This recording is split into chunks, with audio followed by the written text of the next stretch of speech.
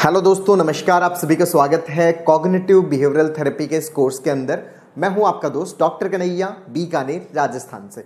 दोस्तों, मैंने अब तक आपके साथ में सीबीटी के 20 सेशन शेयर किए थे, जिनके अंदर मैंने स्टेप बाय स्टेप लर्निंग के बारे में बताया। आज मैं आप लोगों के साथ में 21वां सेशन शेयर कर रहा हूं। इसको बहुत अच्छे से अंडरस्टैंड करिएगा। ये आपके दिमाग का जो फंक्शनल एनाटमी है उसको बहुत अच्छे से क्लियर कर देगा, और मैं आपको ये भी बहुत अच्छे से एक्सप्लेन कर दूंगा कि एक सिंगल जो थॉट है वो कैसे हमारी बॉडी के अंदर इतने सारे सिम्टम्स क्रिएट कर देता है। मेरा आप लोगों से यही निवेदन है कि दोस्तों, जो भी सेशन आप अटेंड कर रहे हैं उनके नोट्स जरूर बनाइए। थेरेपेटिक नोट्स इनको बोलते हैं। उसकी एक सीबीटी की आपकी एक पूरी किताब बन जाएगी, सीबीटी की एक बुक बन जाएगी, और जो आपके बहुत ज़्यादा काम आने वाली है। तो इसको समझिएगा, बहुत अच्छे से अंडरस्टैंड करिएगा। दोस्तों, मैंने आपको लास्ट सेशन के अंदर एक्सप्लेन किया था कि हमारे अंदर जितने भी सिम्टम्स आते हैं, सर मेरे अंदर बहुत सारे सिम्टम्स आते हैं। कभी मेरा सिर दर्द करता है, कभी मेरा हाथ दर्द करता है, कभी मेरा पेट दर्द करता है, कभी पेट में गैस बनती है, कभी कुछ और होता है, कभी नींद नहीं आती है। जितने भी सिम्टम्स क्रिएट होते हैं, ये सारे के सारे सिम्टम्स किसकी वजह से क्रिएट होते हैं? हमारा जो ऑटोनॉमिक नर्वस सिस्टम है उसके एबनॉर्मल स्टिमुलेशन से ये सारे के सारे सिम्टम्स हमारी बॉडी में क्रिएट होते हैं। तो हमारा जो ये एएनएस है, ये एबनॉर्मली स्टिमुलेट कब होता है? जब भी हमें एंजाइटी होती है। ये भी हम अंडरस्टैंड कर चुके हैं। जब भी हमें ईजीनेस लगती है तो हमारे अंदर ये जो हमारा एएनएस है वो एबनॉर्मली स्टिमुलेट होता है।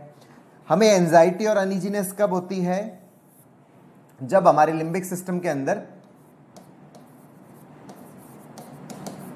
नेगेटिव इमोशंस क्रिएट होते हैं।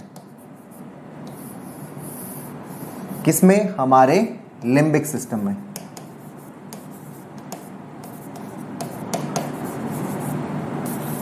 दोस्तों, हमारे लिम्बिक सिस्टम में जब भी नेगेटिव इमोशंस क्रिएट होते हैं तो क्या क्रिएट होती है? एंजाइटी क्रिएट होती है, अनईजीनेस क्रिएट होती है। और जैसी एंजाइटी क्रिएट होती है, एएनएस गड़बड़ करता है और उसके कारण सिम्टम क्रिएट होते हैं। अब यहां पर यह समझना कि जो हमारा लिम्बिक सिस्टम है दोस्तों, लिम्बिक सिस्टम को हम लोग क्या बोलते हैं? मैंने आपको बताया था। बोल के बताओ, लिम्बिक सिस्टम को क्या बोलते हैं? लिम्बिक सिस्टम को हम भावनाओं का केंद्र भी बोलते हैं।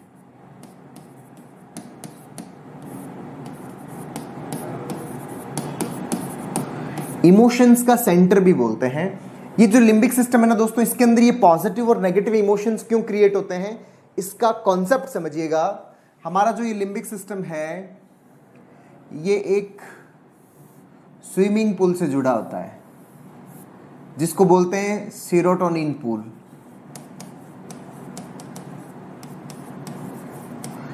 एक सीरोटोनिन पूल होता है, मतलब हमारे दिमाग में सीरोटोनिन का एक स्विमिंग पूल होता है, जिसमें खूब सारा सीरोटोनिन होता है।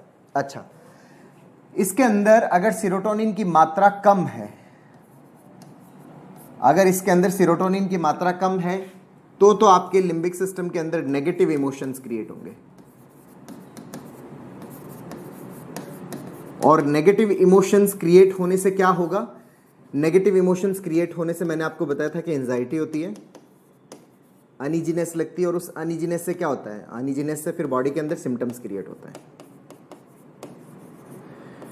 सिम्टम्स बहुत तरह के हैं। इमोशनल सिम्टम्स क्रिएट हो सकते हैं, साइकोलॉजिकल सिम्टम्स क्रिएट होते हैं, फिजिकल सिम्टम्स क्रिएट होते हैं, और बिहेवियरल सिम्टम्स क्रिएट होते हैं। तो ये सिम्टम्स कब क्रिएट होते हैं? जब आपके लिम्बिक सिस्टम के अंदर जो सीरोटोनिन का मामला है वो क्या हो जाए? कम हो जाए। इसमें सीरोटोनिन का लेवल होता है, तो अगर सीरोटोनिन का लेवल कम है तो क्या होगा? नेगेटिव इमोशंस क्रिएट होते हैं। अगर सीरोटोनिन का मामला नॉर्मल है या ऑप्टिमम है,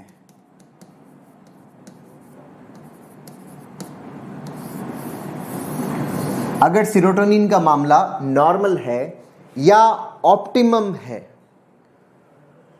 तो हमारे लिम्बिक सिस्टम के अंदर पॉजिटिव इमोशंस क्रिएट होते हैं।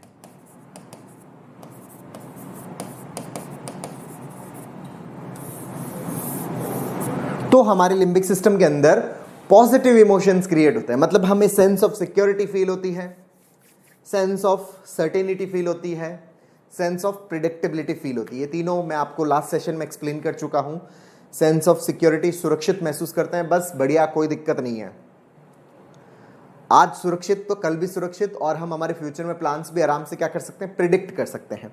और जब ये तीनों चीज़ें हमें फील होती है तो हमारे अंदर सेंस ऑफ कॉन्फिडेंस आता है, सेंस ऑफ कंट्रोल फील होता है। मतलब हमें हमारा जीवन है वो पूरी तरह से ऐसा लगता है जैसे वो मेरे ही कंट्रोल में है, वो मेरे कंट्रोल से बाहर नहीं है। तो ये तो है पॉजिटिव इमोशंस के अंदर। और नेगेटिव इमोशंस के अंदर मैंने आपको बताया था कि जब sense of uncertainty, insecurity, unpredictability create होती है तो जो हमारा सेंस ऑफ कंट्रोल है वो कंट्रोल हमारा कम हो जाता है, तो उसके कारण जो हमारे अंदर हमारा कॉन्फिडेंस ब्रेक होता है, फिर कन्फ्यूजन या डाउट्स क्रिएट होते हैं। और उन कन्फ्यूजन और डाउट्स वो खुद को लेके भी हो सकते हैं, सराउंडिंग को लेके हो सकते हैं, रिलेशनशिप्स को लेके हो सकते हैं, बिजनेस को लेके हो सकते हैं, हमारे करियर को लेके हो सकते हैं। तो इन सब चीज़ों के अंदर खुद को लेके हो तो डीपर्सनलाइजेशन फील होता है, रियलिटी को लेके हो तो डीरियलाइजेशन फील होता है। तो ये सारे सिम्टम्स इसके कारण हमें फील होने लग जाते हैं। तो बात यहाँ पर आती है कि भाई साहब ये सेरोटोनिन का जो पूल है इसमें सेरोटोनिन कमी क्यों होता है। दोस्तों कोई भी जो केमिकल है, कोई भी जो रसायन है, वो रसायन किसी ना किसी फैक्ट्री में बनता है। बात तो सही है आपकी, रसायन जो है वो किस में बनता है, किसी ना किसी फैक्ट्री में बनता है। तो सेरोटोनिन की भी जो फैक्ट्री है हमारे दिमाग के अंदर है, जिसको बोलते हैं सेरोटोनर्जिक न्यूरॉन्स।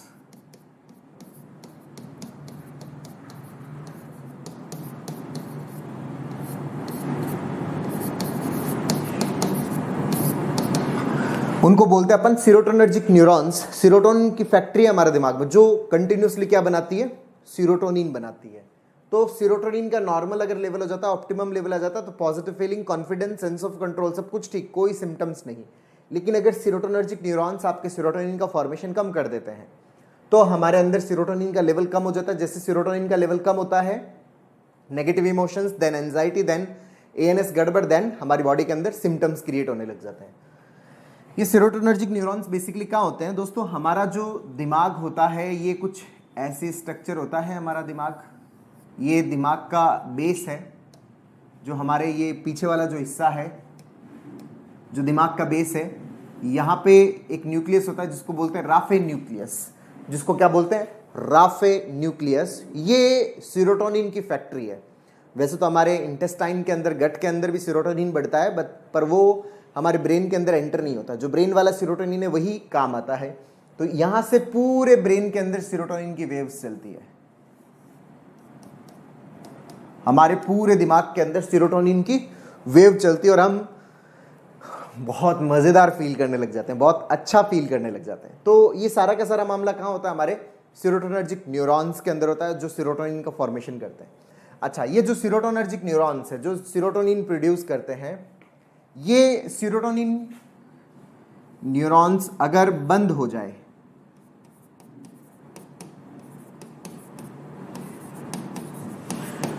अगर ये बंद हो जाए, ऑफ हो जाए, तो सेरोटोनर्जिक न्यूरॉन्स है वो सेरोटोनिन का फॉर्मेशन कम कर देंगे।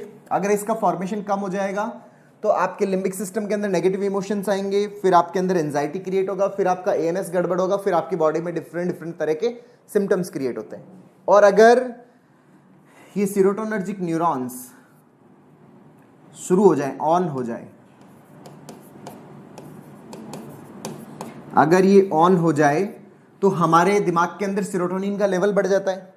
और जैसे सेरोटोनिन का लेवल बढ़ता है बहुत अच्छा फील होता है। और अगर ये बंद हो जाए तो anxiety, panic, depression, OCD, phobia, fear, ये सारी चीजें हमारे अंदर क्रिएट होने लग जाती हैं। अच्छा, ये ऑन और ऑफ कब होता है, जब भी दोस्तों हमारे दिमाग में नेगेटिव थॉट्स आते हैं।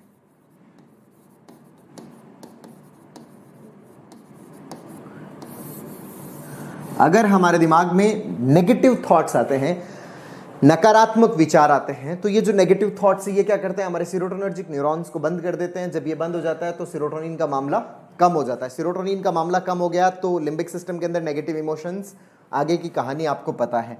और ये चालू कब होते हैं, ये चालू तब होते हैं जब हमारे दिमाग में पॉजिटिव थॉट आते हैं, सकारात्मक विचार आते हैं। तो दोस्तों हमारे दिमाग में अगर पॉजिटिव थॉट्स आते हैं तो ये सेरोटोनर्जिक न्यूरॉन्स को क्या कर देते हैं, ऑन कर देते हैं। और अगर नेगेटिव थॉट्स आते हैं तो हमारे जो सेरोटोनर्जिक न्यूरॉन्स है, इसको समझिएगा दोस्तों कि जो हमारे सेरोटोनर्जिक न्यूरॉन्स है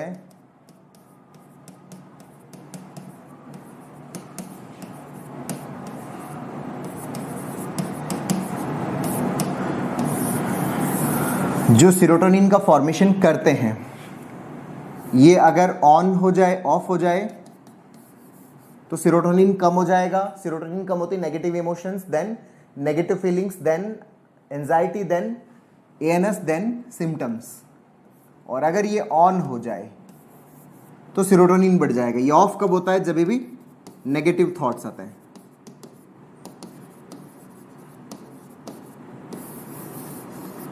और ये ऑन कब होता है? जब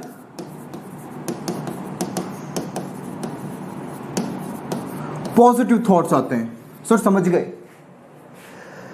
मतलब सारा मामला सीरोटोनिन का है। अगर सीरोटोनिन हम बढ़ा लें तो कोई दिक्कत नहीं है जी। अगर आपके दिमाग में सीरोटोनिन बढ़ जाता है ना तो कोई प्रॉब्लम नहीं है। तो उसके लिए पॉजिटिव थॉट्स चाहिए। यस। अच्छा, ये पॉजिटिव और नेगेटिव थॉट्स क्यों आते हैं? ये डिपेंड करते हैं हमारे एनालिसिस के ऊपर। ये किस पे डिपेंड करता है? हमारे एनालिसिस के ऊपर। अगर आप चीजों को सही तरीके से एनालाइज कर रहे हो, अगर आपका एनालिसिस फंक्शनल है, आपका एनालिसिस पॉजिटिव है, अगर आपका एनालिसिस फंक्शनल है, फंक्शनल का मतलब लाइफ के सहज फ्लो के साथ चलने वाला है, पॉजिटिव है, तो आपके दिमाग में ऑटोमेटिक क्या आएंगे? पॉजिटिव थॉट्स आएंगे। और आगे की कहानी आपको पता है। लेकिन अगर आपका एनालिसिस डिसफंक्शनल है,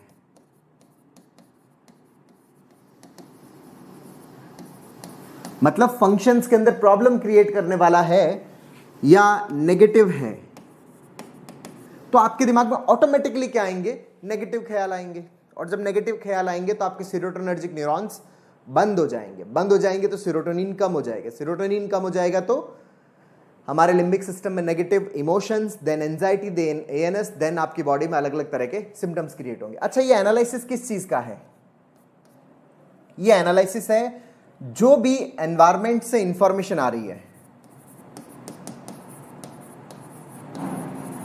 हमारा जो आसपास का वातावरण है, इस वातावरण से जो भी इंफॉर्मेशन आ रही है,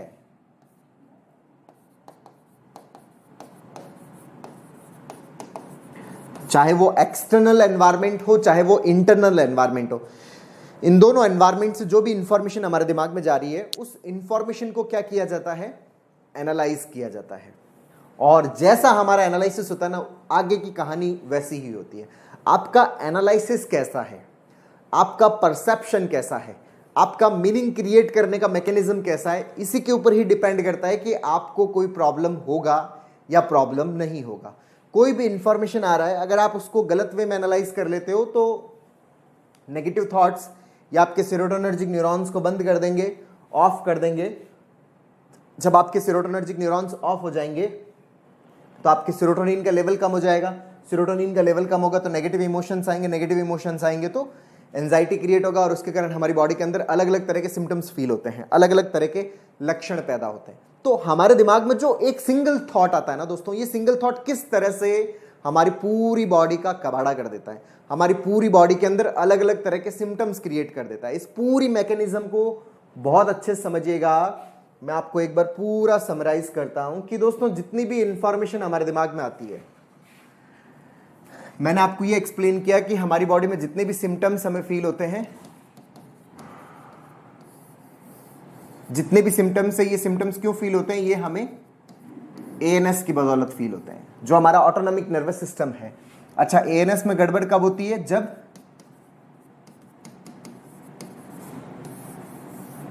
एंजाइटी होती है। एंजाइटी कब होती है? जब नेगेटिव इमोशंस आते हैं। नेगेटिव इमोशंस किसमें? आपके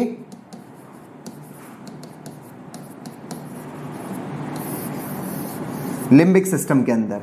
अच्छा, नेगेटिव इमोशंस कब आते हैं? जब लिम्बिक सिस्टम में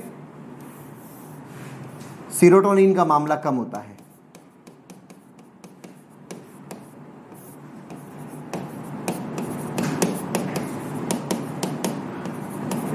सीरोटोनिन कब कम होता है? जब सीरोटोनर्जिक न्यूरॉन्स बंद हो जाते हैं।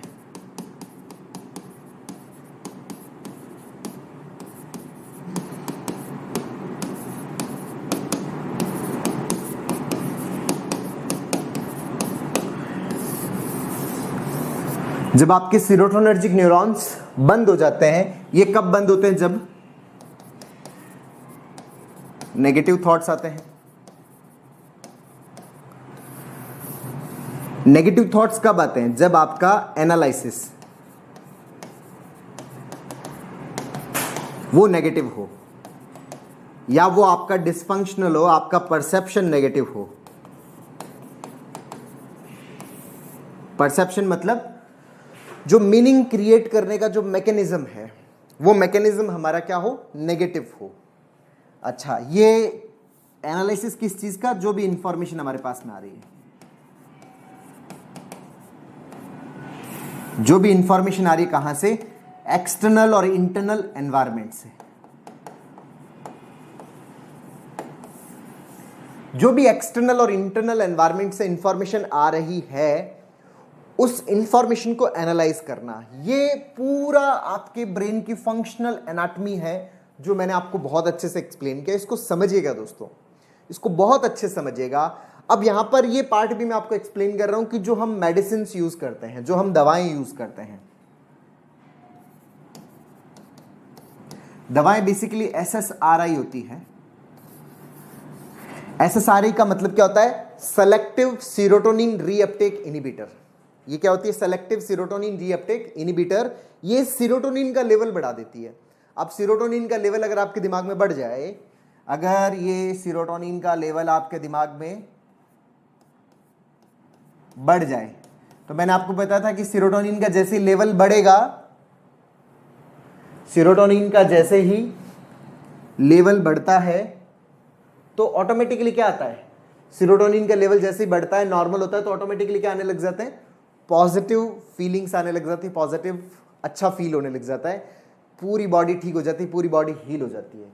तो हम जो SSRI यूज करते हैं, जो सेलेक्टिव सीरोटोनिन रीअपटेक इनहिबिटर्स जो यूज करते हैं, जो हम ये दवाएं यूज करते हैं, ये क्या करती है? सीरोटोनिन का लेवल बढ़ा देती है। लेकिन यहां पर इस चीज को बहुत अच्छे से समझिएगा, जिस नेचुरल मैकेनिज्म से ये आपका सीरोटोनिन कम हो रहा है, जिस नेचुरल मैकेनिज्म से ये सीरोटोनिन कम हो रहा है, जिस प्राकृतिक मैकेनिज्म से ये सीरोटोनिन कम हो रहा है, उस मैकेनिज्म को ये दवाएं बिल्कुल भी चेंज नहीं करती। वो मैकेनिज्म क्या है? सीरोटोनर्जिक न्यूरॉन्स का बंद होना। ये बंद कहां से हुआ?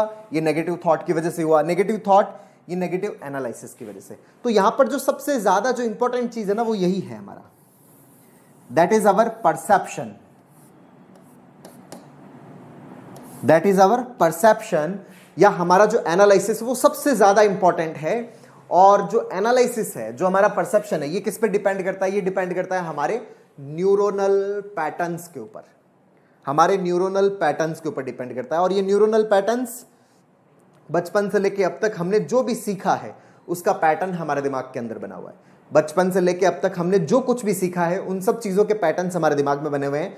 यही पैटर्न्स हमारे एनालिसिस को क्रिएट करते हैं, हमारे परसेप्शन को क्रिएट करते हैं, और इसी के अकॉर्डिंग हमारे दिमाग में थॉट्स पैदा होते हैं। तो कोई भी दवा हमारी इस लर्निंग को चेंज नहीं करती, एनालिसिस को नहीं बदलती। एनालिसिस जो है वो लर्निंग से क्रिएट हुआ है, और दुनिया में ऐसी कोई दवा नहीं आती जो आपके अंदर लर्निंग पैदा कर दे। मान लीजिए कि मेरे अंदर मेडिकल साइंस से रिलेटेड मेरा एनालिसिस है। मेरा एनालिसिस है कि मैं बीमारियों को फटाक से एनालाइज कर लेता हूं, कोई भी सिम्टम दिखता है एनालाइज कर लेता हूं कि कौन सी बीमारी है।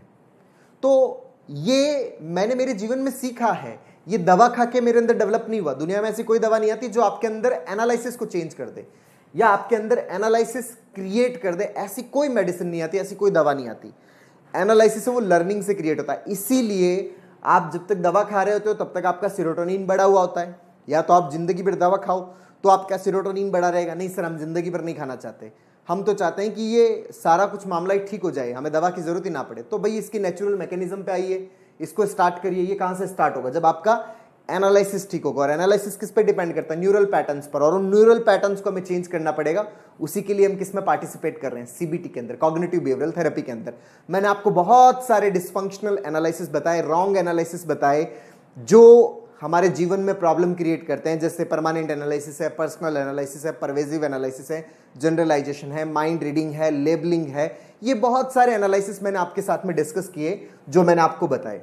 तो सारा का सारा जो मामला है ना, वो इसी पे डिपेंड करता है, एनालिसिस के ऊपर। अच्छा, हम लोग जो एक्सरसाइज करते हैं, जो हम योगा करते हैं, जो मेडिटेशन करते हैं, जो हम एक्सरसाइज करते हैं, आप योगा करते हो या आप मेडिटेशन करते हो, इवन मैं कह रहा हूं कि आप कोई सी भी, आप जॉगिंग भी करते हो, आप साइकिलिंग करते हो, आप बैडमिंटन खेलते हो, आप टेनिस खेलते हो, आप क्रिकेट खेलते हो, कुछ भी फिजिकल एक्टिविटी करते हो, जो भी कोऑर्डिनेटेड ऑर्गेनाइज्ड जो फिजिकल एक्टिविटी है, वो हमारे अंदर एंडोर्फिन्स रिलीज करती है।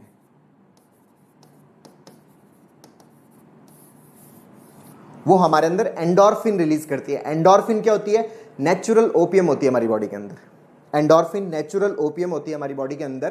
पुराने टाइम में ये बहुत ज़्यादा यूज होती थी, जैसे जो लोग लड़ाई झगड़ा करके आते थे, युद्ध हो गया, उसके बाद में शाम को सब लोग अपने शिविर में बैठे हैं, तो वहाँ पर उन सबको अफीम का अर्क पिलाया जाता था, ताकि एक तो उनका जो पूरा शरीर है, वो जो उनकी थकावट है, उनका जो दर्द है वो ठीक हो जाए, दूसरा उनके माइंड के अंदर सेरोटोनिन का लेवल भी बढ़ जाए, तो वापस से उनका कॉन्फिडेंस आ जाए। पूरे दिन जो मारकाट देखते हैं उसकी वजह से कई बार मन डाउन हो जाता था, तो अफीम का अर्क पिया, वापस एकदम टनाटन, वापस एकदम तैयार।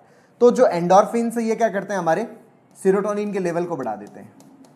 अब जब सेरोटोनिन का लेवल बढ़ता है तो आपको अच्छा फील होता है।